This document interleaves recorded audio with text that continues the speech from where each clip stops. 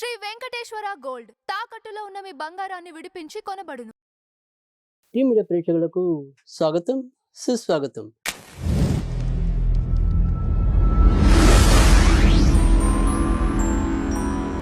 దినదర్శిని కార్యక్రమంలో అక్టోబర్ 24వ తారీఖు శుక్రవారం పంచాంగం, ఫలితాలు, పరిహారాలు, ప్రత్యేకతలు వీటికి సంబంధించిన వివరాలు తెలపడమే ఈ కార్యక్రమం ముఖ్య ఉద్దేశం. ఈరోజు మరి సూర్యోదయం ఉదయం 6:15 సూర్య అస్తమయం అనేది సాయంకాలం 5:45. తిది తదియ రాత్రి 1:20 తదనంతరం చవితి. ఇక నక్షత్రం అనురాధ నక్షత్రం పూర్తిగా ఉంటుంది. యోగంలోకి వస్తే కనుక సౌభాగ్య యోగం తెల్లవారుజామున 5:56 వరకు, అంటే తెల్లవారితే 25వ తారీఖు. ఇక సౌభాగ్య అనంతరం శోభన యోగం అనేది ఉంటుంది. ఇక ప్రత్యేక యోగంలో సర్వార్థ సిద్ధి యోగం అనేది ఈరోజు పూర్తిగా ఉంది. రవి యోగం అనేది ఉదయం 6:48 ప్రారంభమవుతుంది, తదనంతరం పూర్తిగా ఉంటుంది. ఇక అభిజిత్ లగ్నం అనేది ఉదయం 11:37 ప్రారంభమై మధ్యాహ్నం 12:23 వరకు ఉంటుంది. అమృత గడియలు అనేవి రాత్రి 8:09 నుంచి రాత్రి 9:57 వరకు ఉంటుంది. విజయ ముహూర్తం మధ్యాహ్నం 1:55 నుంచి మధ్యాహ్నం 2:41 వరకు ఉంటుంది. వర్జం ఉదయం 9:21 ప్రారంభమై ఉదయం 11:09 ముగుస్తుంది. రాహుకాలం ఉదయం 10:33 ప్రారంభమై మధ్యాహ్నం 11:59 ముగుస్తాయి. ఇక దుర్ముహూర్తం విషయానికి వస్తే ఈరోజు ఉదయం 8:33 నుంచి ఉదయం 9:19 ఒకసారి, మళ్ళీ మధ్యాహ్నం 12:23 నుంచి మధ్యాహ్నం 1:09 వరకు ఉంటుంది. ఇక ఈరోజు పూర్తిగా అనురాధ నక్షత్రం అనేది ఉంటుంది. తారాబలం ఎవరెవరికి అనుకూలమో చూద్దాం. మేషరాశిలో అశ్విని నక్షత్రం కృత్తిక నక్షత్రానికి అనుకూలం. వృషభ రాశి విషయానికి వస్తే కనుక కృత్తిక నక్షత్రం మృగశిర నక్షత్రానికి అనుకూలం. మిథున రాశి విషయానికి వస్తే మృగశిర పునర్వసు నక్షత్రాల వారికి అనుకూలం. కర్కాటక రాశి విషయానికి వస్తే కనుక పునర్వసు 4వ పాదం వారికి అనుకూలం మరియు ఆశ్లేష నక్షత్రానికి అనుకూలం. సింహరాశి విషయానికి వస్తే మక మరియు ఉత్తర 1వ పాదానికి అనుకూలం. కన్యారాశి విషయానికి వస్తే ఉత్తర మిగతా 3 పాదాల వారికి మరియు చిత్త 1, 2 పాదాల వారికి అనుకూలం. తులారాశి విషయానికి వస్తే చిత్త 3, 4 పాదాల వారికి మరియు విశాఖ 1, 2, 3 పాదాల వారికి అనుకూలం. వృశ్చిక రాశి విషయానికి వస్తే జ్యేష్ఠ నక్షత్రం వారికి మరియు విశాఖ 4వ పాదం వారికి అనుకూలం. ధనుర్రాశి విషయానికి వస్తే కనుక మూల మరియు ఉత్తరాషాఢ 1వ పాదం వారికి అనుకూలం. మకర రాశిలో శ్రవణ నక్షత్రం మినహాయించి మిగతా 2 నక్షత్రాలకి, అలాగే కుంభరాశిలో మరి శతభిషం మినహాయించి మిగతా 2 నక్షత్రాలకి, మీనరాశి విషయంలోకి వస్తే కనుక ఉత్తరభద్ర తప్ప మిగతా 2 నక్షత్రాల వారికి అనుకూలం. ఇక ఈరోజు దినఫలాల కార్యక్రమాల్లోకి వెళ్తే మేషరాశి వారికి ఆరోగ్య విషయంలో కొంతవరకు జాగ్రత్తగా ఉండాలి. పనుల భారంతో సతమతం అవతం అనేది ఉంటుంది. ఏదో విధంగా ఎంత జాగ్రత్తగా ఉందాం అనుకున్నప్పటికీ కూడా చిన్న చిన్న పొరపచ్చాలు వచ్చే అవకాశాలు లేకపోలేదు. వృషభ రాశి వారికి ఎక్కువ శాతం మంచి ఫలితాలు ఉంటాయి.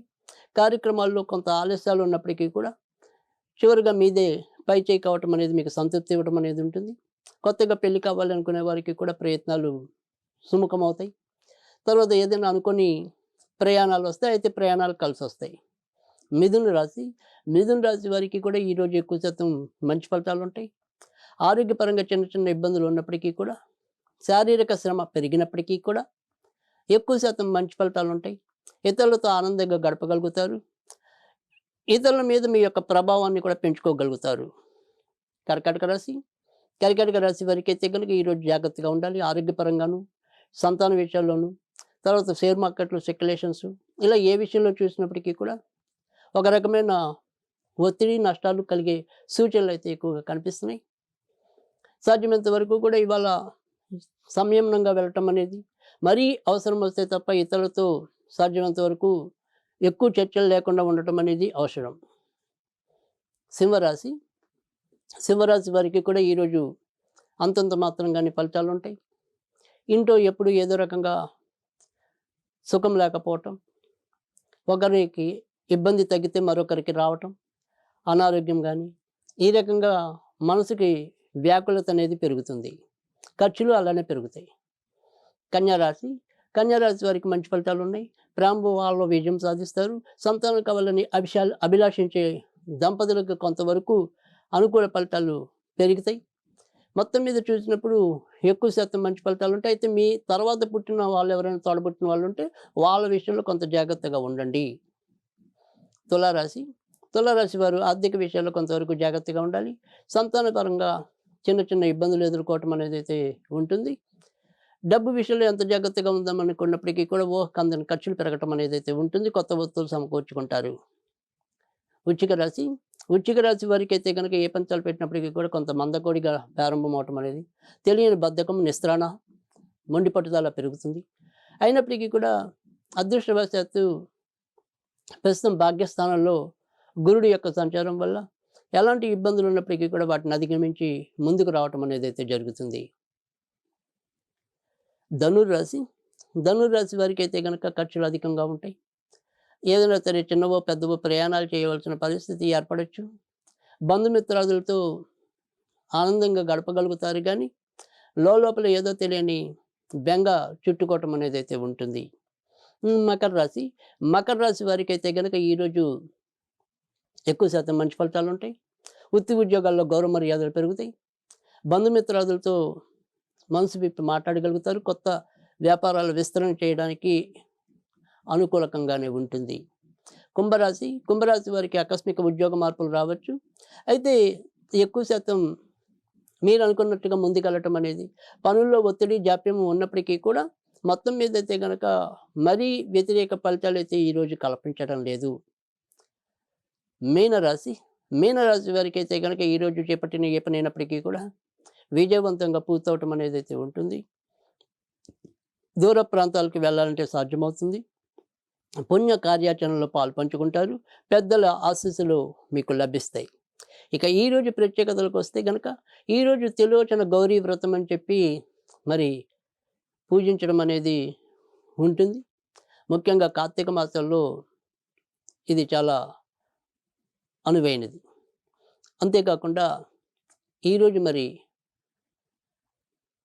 భాతృ తృతీయ అని చెప్పి నిన్న ఈరోజు కూడా మరి తోడబుట్టిన వాళ్ళకి సంబంధించిన పండగగా చెప్పుకోవచ్చు. ఇక ఈరోజు మనం ఏదైనా సరే పూజాది కార్యక్రమాలు కానీ, దోష పరిహార క్రియలు కానీ ఆచరించాలి అనుకుంటే కనుక ఈరోజు మరి ధూమావతి దేవిని శుక్రవారంతో కూడిన అనురాధ కనుక ఏదైనప్పటికీ కూడా ధూమావతి దేవికి సంబంధించిన పూజలు చేసుకోవడం, అందులో ఈరోజు కొద్దిగా ప్రమాదాలు అంటే వ్యక్తిగత ప్రమాదాలనే కాకుండా సామాజిక ప్రమాదాలు కూడా ఎక్కువగా ఉంటాయి. కనుక ధూమావతికి సంబంధించిన పూజలు చేసుకోవటం వల్ల మంచి చేకూరుతుంది. ఓం ధూమ్ ధూమావతి అపాదుద్ధారణాయ స్వాహ, ఓం ధూమ్ ధూమవతి అపాదుద్ధారణాయ స్వాహ అనేది వీలైనన్ని సార్లు చదువుకుంటే మంచిది.